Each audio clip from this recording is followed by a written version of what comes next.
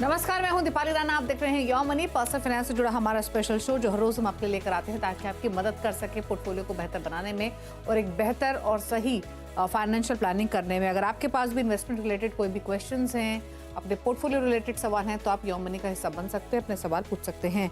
कैसे पार्टिसिपेट कर सकते हैं इस शो में? आप अपने क्वेश्चन हमें ईमेल के थ्रू, व्हाट्सएप के थ्रू या सोशल मीडिया प्लेटफॉर्म्स के थ्रू भेज सकते हैं। yourmoney@18.com हमारी ईमेल आईडी है। इसके अलावा अपने सवाल व्हाट्सएप भी कर सकते हैं 7045220000 पर। फेसबुक, ट्विटर पर जाइए, ये शो आप लाइव देख सकते हैं। अपने क्वेश्चंस भी पोस्ट कर सकते हैं #AskAwaz योर मनी लिख कर। तो ये तो रहा शो में पार्टिसिपेट करने का तरीका। और आप मिलवाते हैं आज के मेहमान से भी। हमारे साथ एक्सिस सिक्योरिटीज़ के ऑनलाइन बिजनेस के हेड समीर शाह हमारे साथ बने हुए हैं। समीर, नमस्कार, स्वागत है आपका। और इनफैक्ट क्वेरीज लेंगे, उससे पहले बात थोड़ी सी बजट की हो जाए। अब बजट को सिर्फ महज 2 दिन बचे हैं और जब सरकार अपना बजट बनाती है तो फिर एक आम इंसान को भी बजट बनाना चाहिए अपने घर का। ये कैलकुलेट करना चाहिए कि कितना वो कमाते हैं, कितने उनके ज़रूरी खर्चे हैं, उस खर्चों के बाद वो कैसे बेटर प्लानिंग करें। तो एक सही और सटीक बजट बनाना बहुत ज़रूरी होता है एक बेहतर फाइनेंशियल प्लानिंग का। इनफैक्ट सबसे इंपॉर्टेंट स्टेप होता है एक सही प्लानिंग, सही बजट बनाना। तो आम लोग या फिर वो लोग जो फाइनेंशियल प्लानिंग तो करना चाहते हैं लेकिन बजट ठीक से नहीं बना पा रहे हैं अपने घर का, वो टिप्स हम समझते हैं समीर से। तो समीर, बताइए कुछ खास टिप्स आपकी तरफ से हमारे व्यूअर्स के लिए, ताकि वो एक सही सटीक बजट प्लानिंग अपनी कर सकें। दीपाली जी, पहले तो आपके शो में बुलाने के लिए धन्यवाद। अ, आजकल लोगों के बीच में 2 स्लोगन बड़े ही पॉपुलर है। पहला है you live only once and दूसरा है सेव फॉर बेटर टुमारो। अब जब हालांकि ये देखा गया कि हम सभी ये वर्तमान की एक अच्छी लाइफस्टाइल के साथ भविष्य के लिए बड़ा पोर्टफोलियो बनाना चाहते हैं। ये हमारी सबकी रिक्वायरमेंट है। बट वर्तमान की अच्छी लाइफस्टाइल पाने के लिए हम कुछ गलत कदम ऐसे उठा लेते हैं जिससे हमारा फ्यूचर का बड़े पोर्टफोलियो से हम थोड़ी दूर चले जाते हैं। सो यहाँ पे हम ये चाहते हैं कि हमारा सजेशन ये रहता है जनरली कि आप जब भी इन्वेस्टमेंट पोर्टफोलियो बनाने की बात करते हैं, अच्छी लाइफस्टाइल की बात करते हैं, तो हमें एक डिसिप्लिन फाइनेंशियल अप्रोच अडॉप्ट करना चाहिए। अगर हम डिसिप्लिन के साथ अपना फाइनेंशियल प्लानिंग करते हैं तो आई एम श्योर आप दोनों ही चीज कर पाएंगे। अब बजट को लेके हम जब बात करते हैं तो आपने सही कहा था कि जैसे गवर्नमेंट अपना बजट करती है, आम इंसान या आम पब्लिक को भी हम सबको भी अपने बजट करने चाहिए। अब जब हम बजट करते हैं तो हमें कुछ चीजों का बहुत ध्यान रखना चाहिए, बारीकी से ध्यान रखना चाहिए। पहली चीज है हमें अपना वीकली, मंथली और ईयरली बजट बनाना चाहिए। इससे क्या होगा कि हमारी जो इनकम है उसके सामने हमें कहाँ कहाँ स्पेंड करना है, कितना स्पेंड करना है। अगर हमारे पास ये सिस्टमेटिक एक चीज रहेगी तो बहुत सारे अनअवॉइडेबल एक्सपेंसेस हैं जिससे हम बच सकते हैं। दूसरा है आज जब भी हम बजट बनाते हैं तो दूसरा इंपॉर्टेंट होता है आपको अपने फाइनेंशियल प्रायोरिटीज सेट करने चाहिए। अब जैसे ये साल आपके कौन से मेजर एक्सपेंसेस है, जैसे कोई एजुकेशन, बच्चे का एजुकेशन का फीस पे करना है, फॉरेन ट्रिप प्लान करी है, कार लेनी है, कुछ भी है, तो आप पहले फाइनेंशियल प्रायोरिटी सेट कर लो। वो हिसाब से अपना बाकी का जो बजटिंग होता है वो हिसाब से आपके इनकम में से वो हिसाब से बजटिंग करते रहे। तीसरा जो इम्पोर्टेंट पॉइंट है वो है आपको अपने बजट को कॉन्स्टेंटली ट्रैक करना चाहिए डेली। जनरली हमने क्या देखा है, बहुत सारे लोग बजट बनाते जरूर है लेकिन उसको ट्रैक नहीं करते हैं। जब तक आप ट्रैक नहीं करोगे तो उसको फॉलो नहीं कर पाओगे और वहां पे बहुत बार ऐसा देखा गया है कि हम अनवांटेड या अनअवॉइडेबल एक्सपेंस कर बैठते हैं। तो ये तीसरी चीज है जो हमें ध्यान रखनी चाहिए। चौथा जो बड़ा इंपॉर्टेंट पॉइंट है वो है हमें हाई इंटरेस्ट वाले जो लोन्स लिए हुए हैं वो हमें पहले रीपे करने चाहिए। अब अगर हमने ज्यादातर देखा गया है लोग पर्सनल लोन या हाई इंटरेस्ट वाले लोन्स को कैरी करते हैं जहां पे उनका इंटरेस्ट आउटफ्लो ज्यादा रहता है और इससे उनकी सेविंग पे इम्पैक्ट आता है। पांचवा जो बड़ा इंपॉर्टेंट पॉइंट है वो है हमें स्मार्ट बायर बनना चाहिए। ज्यादातर देखा गया है कि हमें जो चीज खरीदनी थी टॉप ऑफ द माइंड होता है, विदाउट डूइंग रिसर्च बहुत बार देखा गया है कि हम कहीं पे भी एनालिसिस नहीं करते, कंपैरिजन नहीं करते और बाय कर लेते हैं। ये कहीं न कहीं हमारी ये गलती होती है जहाँ पे हम थोड़ा स्लाइटली ज़्यादा पे कर जाते हैं और जितना ज़्यादा पे करते हैं वो अगर ज़्यादा पेमेंट किया है वो अगर हम बचा पाते हैं तो हमारे लिए इनकम बन जाती है और वो हम इन्वेस्ट करके आगे और भी कर सकते हैं। छठा पॉइंट है जो आजकल देखा गया है, जो ऑनलाइन फूड डिलीवरी प्लेटफॉर्म है उसके आने के बाद जनरली देखा गया है कि घरों में वीक में 3 से 4 बार आउटसाइड प्लेटफॉर्म यूज करके घर बाहर का खाना आता है। अब इससे 2 इम्पैक्ट आता है, बाहर का खाना आना है व्हिच इज़ क्वाइट एक्सपेंसिव। दूसरा आपकी हेल्थ पे भी इम्पैक्ट आता है। तो यहाँ पे अगर हम उसको सिस्टमैटिक तरीके से उसको अगर हम कर्टेल कर पाए या थोड़ा कम कर पाए, तो हमें 2 बेनिफिट होंगे। एक तो हमारा पैसा भी बचेगा और हेल्थ भी improve होगी। सो ये इम्पोर्टेंट पॉइंट है, अगर हम इसको कॉशियसली फोकस रख के काम करें तो इससे फ़र्क पड़ सकता है। छठा है, सातवां हमने बहुत बार देखा हुआ है, ज़्यादातर लोग इम्पल्सिव बाइंग में कर लेते हैं। इम्पल्सिव बाइंग का मतलब होता है जैसे उनको एक बार जैसे विंडो शॉपिंग गए, कुछ चीज़ पसंद आई, ज़रूरी नहीं है फिर भी बाय कर लेते हैं। उनके पास नया फ़ोन है फिर भी जाके नया लेटेस्ट मॉडल जाके लेके आएँगे। ये सारे अनअवॉइडेबल एक्सपेंसेस है, जो लाइफ़स्टाइल के लिए आपकी बेहतर लाइफ़स्टाइल ज़रूर दिखाते हैं, बट इससे आपके फ्यूचर के पोर्टफोलियो पे भी इम्पैक्ट आता है। तो समवेयर हमें थोड़ा सोच समझ के खरीदारी करनी चाहिए। अ, 8वां है, हमें लाइक स्मॉल सेविंग्स की भी हमें हैबिट इनकलकेट करनी चाहिए। ज्यादातर ये देखा गया है कि अगर बहुत छोटा अमाउंट पड़ा हुआ है तो लोग सोचते हैं छोड़ो इतने इतना क्या बचाना। बट हमने ये काफी काफी बार देखा है कि अगर आप छोटा छोटा इन्वेस्टमेंट, रेगुलर इन्वेस्टमेंट लंबे टाइम के लिए करते हो तो वो आपको 25-30 साल के बाद काफी अच्छा बैलेंस आपका अक्यूमुलेट करके दिखाता है। मैंने बहुत सारे लोगों को देखा हुआ है जो लोग छोटा-छोटा सेविंग करते हैं and over a period of time उनका पोर्टफोलियो काफ़ी बड़ा हो जाता है। तो ये एक बजट का बहुत इम्पोर्टेंट चीज़ है। जभी भी आप बजट बनाते हो, छोटा पैसा बचता है, फिर भी आप इन्वेस्टमेंट करने में उसको इन्वेस्टमेंट करने से ना रोकते हुए इन्वेस्टमेंट करें वो पैसे का। छठा है, सॉरी 9th है आपका, आप जो आप कभी-कभी अपने आप को चैलेंज करो। आज हम कोई खर्चा नहीं करेंगे। जैसे आप वो चैलेंज लेते हो उस दिन आप रोज नहीं लेना है, कभी-कभी वीक में 1 बार या महीने में 2-3 बार आप अपने आप को चैलेंज करो, आज मुझे कोई खर्चा नहीं करना है। ट्रस्ट मी, ये आपको काफ़ी सारा पैसा आपको बचाने में हेल्प करता है और जब आप कॉशियस रह के करते हो ना, उससे आपका अच्छा खासा सेविंग हो सकता है। और लास्ट वाला पॉइंट है, वो है आपको अपने ट्रैवल एक्सपेंसेस को थोड़े कट डाउन करना चाहिए। जैसे अगर आप आज की डेट में बहुत बार देखा है कि रोज लोग कार लेके जाते हैं, तो वीक में 1 बार या 2 बार अगर आप पब्लिक ट्रांसपोर्टेशन लेते हो, तो उससे भी आपकी काफ़ी सेविंग हो सकती है। तो जब हमारा बजट टाइट होता है, ये छोटे-छोटे स्टेप आपके बड़े पोर्टफोलियो की तरफ बहुत मायने रखते हैं और अच्छा रिजल्ट देते हैं। ओके, तो ये आपको पूरी 10 इंपॉर्टेंट टिप्स बताई गई हैं ताकि आप बेहतर प्लानिंग कर सके, बेहतर सेविंग कर सके और अपने बजट को बना सके, अपने एक्सपेंसेस, अपनी इन्वेस्टमेंट्स को ध्यान में रखते हुए। चलिए, अगर आपको कोई कंफ्यूजन है, कुछ और आप जानना चाहते हैं अपनी प्लानिंग से जुड़ा हुआ, तो डेफिनेटली अपने क्वेश्चंस तो आप हमें भेज सकते हैं। लेकिन अब बिना देरी के क्वेश्चंस को करते हैं शामिल। अनिल कुमार सिंह लखनऊ से हमारे साथ कनेक्टेड हैं। अनिल जी नमस्कार, बताइए क्या सवाल है आपका? नमस्कार मैम। मैंने अपना आपको पोर्टफोलियो भेजा है।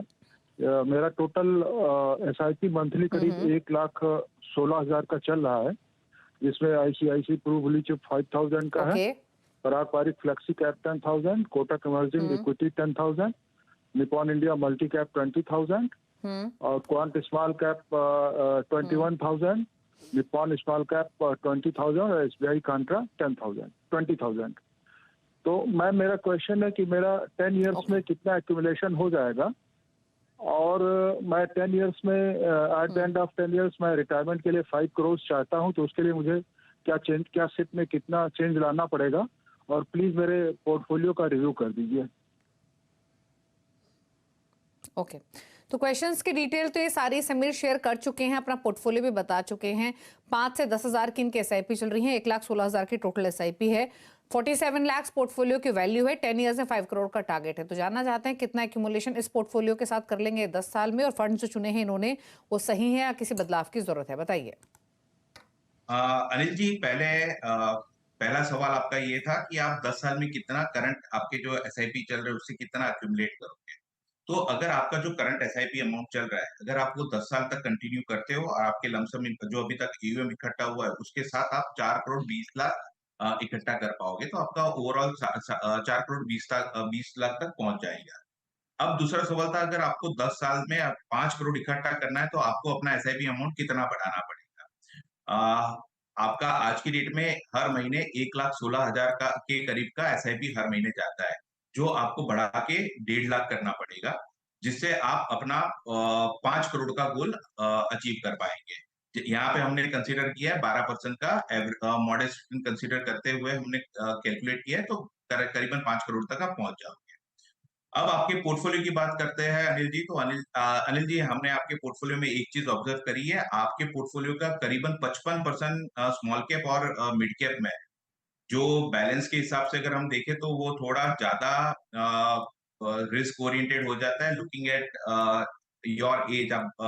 और आपके पास 10 साल की अवधि है, तो हमारा सजेशन यहाँ पे ये रहेगा कि आप धीरे धीरे अपना स्मॉल कैप और मिड कैप से एक्सपोजर कम करें और लार्ज कैप की तरफ बढ़ाएं।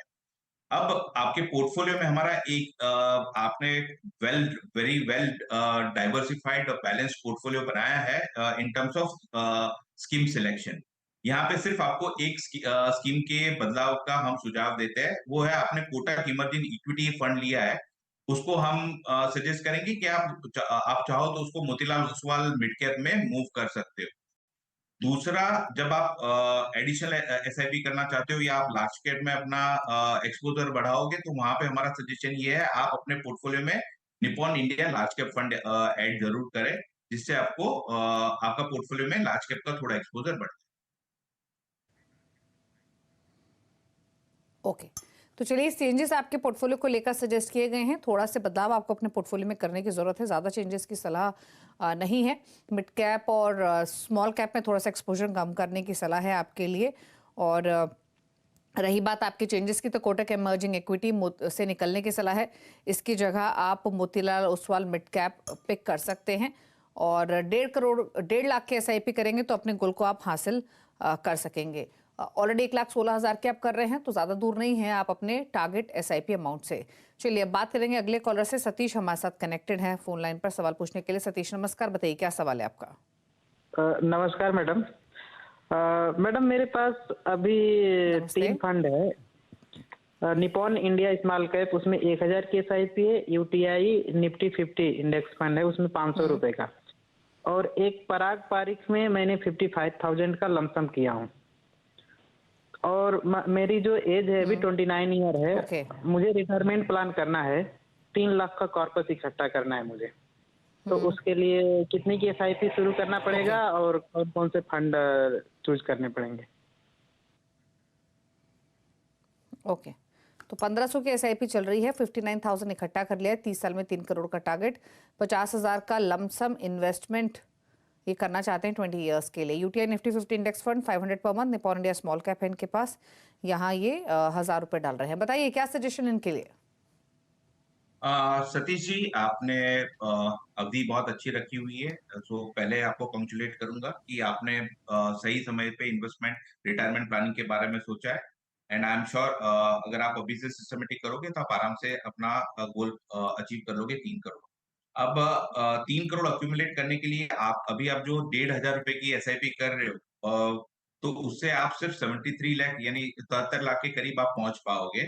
अगर आपको 3 करोड़ का एयूएम इकट्ठा करना है अगले 30 सालों में, तो हमारा सजेशन यहाँ पे ये रहेगा कि आपको और 7,500 रुपए की SIP over a period of time बढ़ानी है, और आप अपने टोटल मंथली एसआईपी को 9,000 तक ले जाए। धीरे धीरे बढ़ाना है, आप अभी बढ़ाओगे तो बहुत अच्छा रहेगा, धीरे धीरे बढ़ाओगे तो अमाउंट थोड़ा ज्यादा बढ़ाना पड़ेगा, बट आपको 9,000 तक ले जाना पड़ेगा। आप 9,000 की एसआईपी करोगे तो 3 करोड़ तक आपका 3 करोड़ तक का एयूएम आपका एक्यूमुलेट हो जाएगा। अब रही बात आपको जो 50,000 रुपया लमसम इन्वेस्टमेंट करना है, तो हमारा यहाँ पे सजेशन ये है कि आप 25,000 दो डिफरेंट स्कीम में पार्क कर ले। एक है HDFC फ्लेक्सी कैप और 25,000 रुपया आप निपुण स्मॉल कैप में भी पार्क कर सकते हैं। सो ये हमारा आपका सजेशन रहेगा दो म्यूचुअल फंड आपको लमसम इन्वेस्टमेंट के लिए। ओके, चलिए, तो आपको सलाह दी गई आपके पोर्टफोलियो को लेकर। अगला सवाल लेते हैं अब। और जो सवाल पूछा है हमसे, ये सवाल आया है ऋतिक चौहान की तरफ से। ईमेल इन्होंने सेंड की है। 9,000 की इनकी SIP चल रही है, 2 लाख पोर्टफोलियो की इनकी वैल्यू है और 1.5 करोड़ का टारगेट है इनका 10 साल में। फंड्स जो लिए हैं मैं क्विकली मेंशन कर दूं। इनके पास है SBI फ्लेक्सी कैप, साथ ही इन्होंने लिया हुआ है एक्सिस ब्लू चिप, पारंपरिक flexi cap, HDFC small cap, HDFC large and mid cap और Canara Robeco LSS tax saver. सभी में ये 1500 ईच डाल रहे हैं। क्या सजेशन रहेगा सर मेरे इनके पोर्टफोलियो और इनके गोल पर?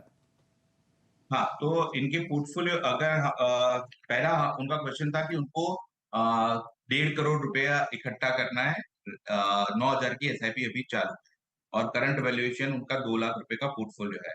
सो पहला जो करंट SIP और AUM है उससे वो 27 लाख के करीब 10 साल में पहुंच सकते हैं। अगर उनको 10 साल में 1.5 करोड़ इकट्ठा करना है तो हमारा सजेशन यहाँ पे ये रहेगा कि उनको अपना SIP अमाउंट बढ़ा के 62,500 मंथली करना पड़ेगा, यानी एडिशनली उनको 53,500 का करना पड़ेगा। ये हमारा सजेशन है। फंड की बात करें तो उनका फंड्स के लिए उन्होंने very well diversified portfolio select किया है। मैं यहाँ पे नया फंड एडिट करने की नहीं बोलूंगा, बट हाँ, जब SIP अमाउंट बढ़ाना है तो यही जो सिलेक्टेड फंड है उसमें आप वो अमाउंट बढ़ा सकते हैं। सिर्फ हम एक चेंज सजेस्ट कर रहे हैं उनके पोर्टफोलियो में। वो बदलाव ये है कि उन्होंने SBI का फ्लेक्सी कैप लिया है, तो यहाँ पे हमारा सजेशन ये है कि वो flexi cap Franklin flexi cap में चाहे तो मूव कर सकते हैं। बस ये हमारी एक सजेशन है। बाकी उनको पोर्टफोलियो जो उनका स्कीम सारे अच्छे हैं, तो चाहे तो उसके अंदर SIP अमाउंट बढ़ा सकते हैं। ओके, चलिए, तो ये सलाह दी गई है आपके पोर्टफोलियो को लेकर। अकॉर्डिंगली आप स्ट्रैटेजी बना सकते हैं।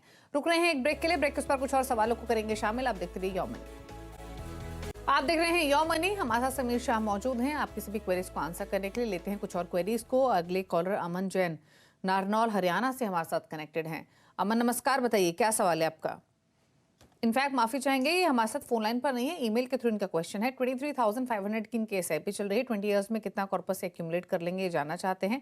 पोर्टफोलियो इनका फिलहाल मैं आपको बता दूं तो एक्सिस गोल्ड फंड है 2,500 रुपये महीना, एक्सिस स्मॉल कैप है 2,000 रुपये महीना, Nippon India large cap, advertisement cap पे भी 2,000 रुपये डाल रहे हैं। साथ ही 3 और फंड है, quant LSS tax saver, ICICI Pru Nifty 50 index plan और पारंपरिक फ्लेक्सी कैप। यहाँ भी 5,000 ईच डाल रहे हैं। तो ये टोटल फंड्स है इनके पास, जो कि करीब लगभग 7 फंड्स हैं 23,500 के SIP के लिए। 20 इयर्स में कितना कॉर्पस ये इकट्ठा कर पाएंगे, क्या सजेशंस? यहाँ पे अमन जी 20 साल अगर यही 23,500 का SIP कंटिन्यू रखते हैं डिसिप्लिन वे में, तो वो 2 करोड़ 34 लाख रुपए तक का AUM कलेक्ट कर पाएंगे। यहाँ पे हमने 12% मॉडेस्ट रिटर्न कंसीडर किया है टोटल AUM कलेक्ट करने के लिए। उन्होंने बहुत ही अच्छा वेल डाइवर्सिफाइड पोर्टफोलियो बनाया है। यहाँ पे ज्यादा सजेशन, हमारे बदलाव के ज्यादा सजेशन नहीं है। सिर्फ एक सजेशन है, एडलवाइज मिड कैप में से निकल के Motilal Oswal mid cap select कर सकते हैं। ये एक फंड चेंज का हमारे एंड से सुझाव है। ओके, तो पहले तो रिटर्न की बात करें तो 20 साल में आप लगभग 2 करोड़ 34 लाख के आसपास इकट्ठा कर सकेंगे। 2-2.5 करोड़ आप मान के चले रफली, इतना आप एक्यूमुलेट कर लेंगे इस पोर्टफोलियो से। रही बात आपके फंड चॉइसेस की, तो आपके फंड सही हैं, आप इन्वेस्टेड रह सकते हैं। एक बदलाव आपको सजेस्ट किया गया है, एडलवाइज मिड कैप फंड आप बाहर निकलिए, उसकी जगह Motilal Oswal mid cap add कर सकते हैं। तो एडलवाइज मिड कैप फंड एक बदलाव। बाकी जो आपके पास फंड है, Axis gold fund, Axis small cap, साथ ही Quant LSS tax saver, ICICI Pru Nifty 50 index plan, पारंपरिक फ्लेक्सी कैप, इन सभी में आप इन्वेस्टेड रह सकते हैं। तो एक छोटा बदलाव आपको करने की सलाह दी गई है। राजेश कुलकर्णी ने एक सवाल भेजा ईमेल के थ्रू पुणे से। इनका सवाल है कि इनकी उम्र 32 साल है, 6,000 रुपये की इनकी SIP चल रही है। फिलहाल 58,000 पोर्टफोलियो की वैल्यू है। 25 साल में 1 करोड़ इनको इकट्ठा करना है। कौन से फंड्स हैं इनके पास? 3 ही फंड्स हैं। मेरे asset large and mid cap 2000 per month, Motilal Oswal Nasdaq 100 में 2000 पर मंथ और एक्सिस स्मॉल कैप में 2000 पर मंथ। तो एक इंटरनेशनल फंड इंडेक्स फंड लिया है इन्होंने, एक स्मॉल कैप और एक large and mid cap category का है। बताइए सजेशंस इनके पोर्टफोलियो पर और इनके गोल पर। सो राजेश जी जो एयूएम इकट्ठा करना चाहते हैं वो एग्जिस्टिंग एसआईपी से जो अभी 6000 की चल रही है और 58,000 का उनका ऑलरेडी पोर्टफोलियो का वैल्यू बन चुका है, तो आराम से वो 1 करोड़ 24 लाख के करीब का फंड इकट्ठा कर लेंगे अगले 25 साल में। अब रहा पोर्टफोलियो की बात, तो उनका पोर्टफोलियो अच्छा है। उन्होंने इनफैक्ट इंटरनेशनल इक्विटी में भी एक्सपोजर लिया है जहां पे उनका रिटर्न अच्छा जनरेट हो रहा है, और बाकी के 2 फंड उनका सही चल रहे हैं। अगर हमारे एंड से ये करंट पोर्टफोलियो उनको कंटिन्यू रखने की सलाह है, ज्यादा चेंज करने की जरूरत नहीं, क्योंकि अमाउंट जो हिसाब से वो चाह रहे हैं वो अचीव हो जाएगा आराम से। ओके, तो सभी फंड्स का सिलेक्शन बेहतर है, आपके पोर्टफोलियो में बने रहने की सलाह है, कोई बदलाव आपको नहीं करना है। 6000 की आपकी एसआईपी चल रही है तो 58,000 की पोर्टफोलियो वैल्यू है। कंसिडरिंग दैट 25 इयर्स में आप कम से कम 1.25 करोड़ तो इकट्ठा कर ही लेंगे, 1 करोड़ 24 लाख के आसपास। लेकिन जो भी आपने टारगेट अपने लिए हासिल करने का सोचा है 1 करोड़ का इन 25 इयर्स, प्लीज इन्फ्लेशन को भी ध्यान में रखें और अकॉर्डिंगली स्ट्रैटेजी बनाएं। तो कोशिश यही करें। फिलहाल 6000 की एसआईपी है, लेकिन जैसे जैसे आपकी इनकम बढ़े थोड़ा सा और आप पैसे डाल सकते हैं इस पोर्टफोलियो में, क्योंकि जो वैल्यू आज 1 करोड़ की है वो शायद 25 साल बाद नहीं होगी। तो इन्फ्लेशन फैक्टर को ध्यान में रखे भी अपना पोर्टफोलियो क्रिएट करना चाहिए, हर इन्वेस्टर को सजेशन है। तो कोशिश यही करें, जिस पोर्टफोलियो के साथ, जिस एसआईपी अमाउंट के साथ शुरुआत करें, स्लोली एंड ग्रेजुअली उसको बढ़ाए ही, जैसे जैसे आपकी आमदनी आगे जाते हुए बढ़े। लेकिन फिलहाल राजेश जी आपके लिए सजेशन ये है कि फंड्स आपके सभी बेहतर हैं, इन सभी फंड्स में आप बने रह सकते हैं, इन्वेस्टेड रहिए, लेकिन टाइम टू टाइम, क्योंकि 25 इयर्स का टाइम होराइजन है तो काफ़ी लंबा समय है, समय समय पर अपने पोर्टफोलियो को रिव्यू करते रहे। अच्छा, एक चीज़ और क्विकली समीर, हम लॉन्ग टर्म इन्वेस्टिंग की बात करते हैं, 10-20 साल 30 साल का जो पोर्टफोलियो लेकर चल रहे हैं इन्वेस्टर्स, उन्हें आइडियली कितने समय में पोर्टफोलियो को रिव्यू करना चाहिए? सो दीपाली जी, ये क्वेश्चन हर महीने में, जैसे अगर लॉन्ग टर्म पोर्टफोलियो है तो साल में एक बार उनको अपने गोल के हिसाब से चेक करते रहना चाहिए। दूसरा, रीबैलेंसिंग के लिए हमारा सजेशन ये रहता है कि पोर्टफोलियो में अगर 30 साल का पोर्टफोलियो है तो असेट एलोकेशन को रेगुलर चेक करना चाहिए। अगर एक्सपोजर स्मॉल कैप की तरफ ज्यादा है या लार्ज कैप की तरफ, हमने ज्यादातर देखा गया है कि जब इन्वेस्टर पोर्टफोलियो की शुरुआत करते हैं तो ज्यादा ज्यादा exposure mid cap small cap में होता है। जैसे वो अपनी एज में आगे बढ़ते हैं तो वो हिसाब से उनको रीबैलेंसिंग भी करना चाहिए। इसके लिए साल में एटलीस्ट हम सजेस्ट करेंगे 2 बार वो पोर्टफोलियो को जरूर रिव्यू करें, और साल में 1 बार रीबैलेंसिंग की तरफ भी ध्यान दें। क्योंकि कभी कभी क्या होता है, जब इक्विटी मार्केट अच्छा परफॉर्म कर रहा होता है तब डेट नहीं कर रहा होता है, तो रीबैलेंसिंग ये स्टेज में ऐसे हेल्प करता है कि आपको सिस्टमेटिकली थोड़ा विड्रॉ करवा के डेट में एक्सपोजर बढ़ाएगा, और आगे जब मार्केट गिरता है तो डेट में से आप वापस इक्विटी में थोड़ा चर्न कर सकते हो, इससे आप ज्यादा रिटर्न जनरेट कर पाओगे। ओके, चलिए, शुक्रिया आपका समीर आने के लिए शो में और क्वेरीज को आंसर करने के साथ साथ कुछ इंपॉर्टेंट टिप्स भी हमारे व्यूअर्स को बताने के लिए शुक्रिया। इसी के साथ एक ब्रेक के उस पर आवाज समाचार। नमस्कार।